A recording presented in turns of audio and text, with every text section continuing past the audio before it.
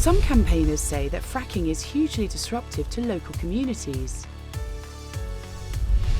That is not the case.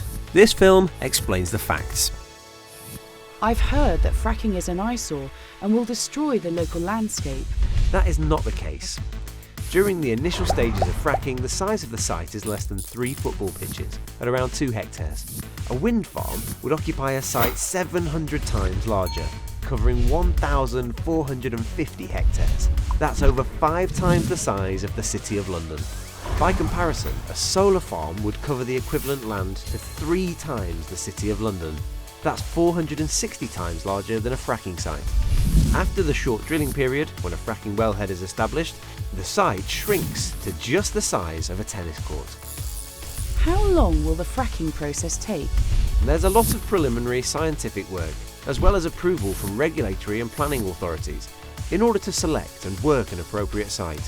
Once that's happened, the process of creating a gas well is much like building a house. There is some noise and disruption for a short period, but once construction is finished, the house can be enjoyed quietly for many years. Stage 1 is construction and lasts around 5 months. During this time, the site can be around the size of 3 football pitches. Different machinery is on the site at different times. For example, the drill will be on site for between 4 and 10 weeks. Stage 2 is production and lasts for around 20 years. The site is much smaller. The only visible signs are water tanks and small 2-metre high wellheads, which look like fire hydrants.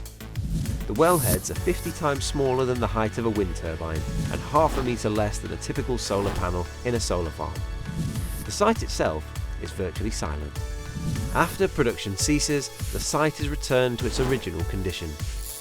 But what about all the traffic? Won't local roads be gridlocked? During the construction stage, there will be additional traffic for a limited period of time. INEOS will implement a traffic management plan to reduce the impact as much as possible. For example, it may be that contractors park away from the site and a single minibus brings them in. The impact is similar to that of a building site.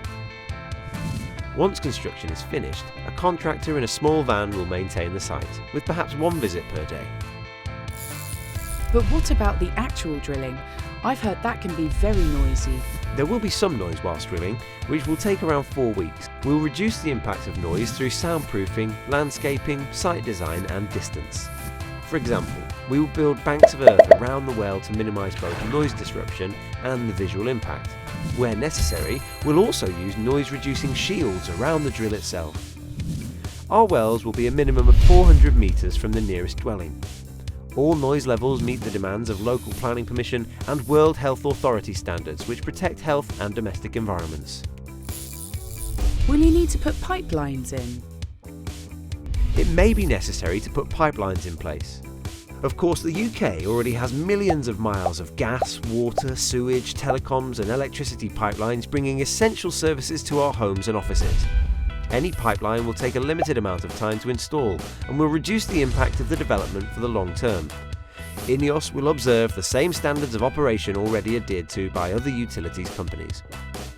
Pipelines are disruptive during construction, but undetectable once in place. The Royal Academy of Engineering, the Royal Society, the Health and Safety Executive and the Environment Agency have all concluded that fracking is safe if best practice is used and the monitoring is robust. INEOS will carry out shale gas production to the highest safety and environmental standards.